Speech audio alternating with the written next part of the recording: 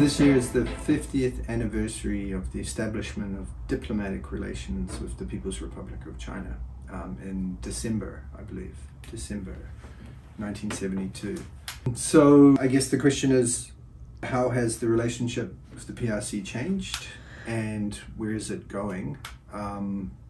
My view is that it has been changing quite significantly, particularly this century, which is a reflection of the growing importance and influence of China in the world.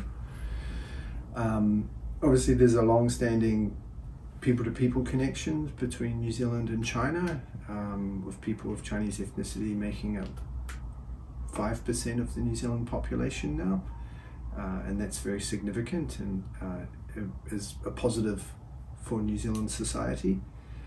The political relationship has become more significant, and I would argue both governments have put a lot of work into the relationship, but also in particular in recent years that relationship has become more challenging for a number of different reasons, which I'm happy to talk more about if you like.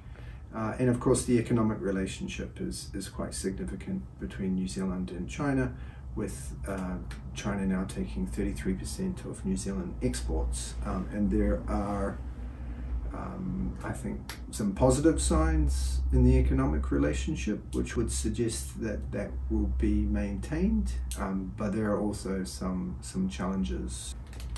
Where do I think the relationship is going? Frankly, it's very hard to say, and a lot will depend on how the People's Republic of China engages with not just New Zealand but with the world as it becomes a great power.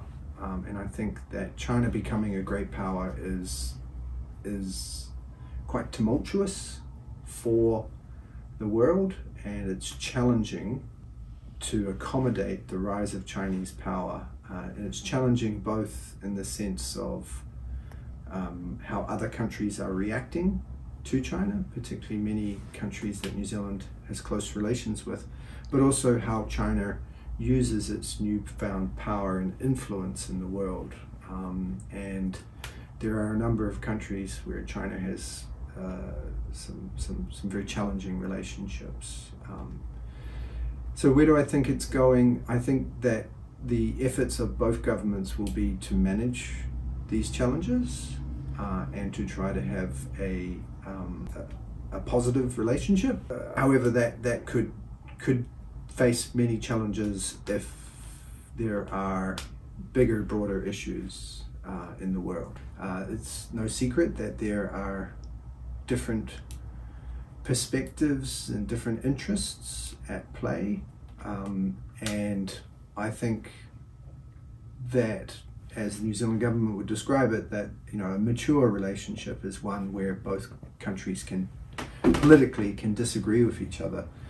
The Chinese government has criticized the role of NATO and America in the world, and of course New Zealand has strong and enduring relationships with both NATO and the United States. So clearly there will be disagreements in those areas, and they don't necessarily have to define the relationship between New Zealand and China, but they do make it more challenging.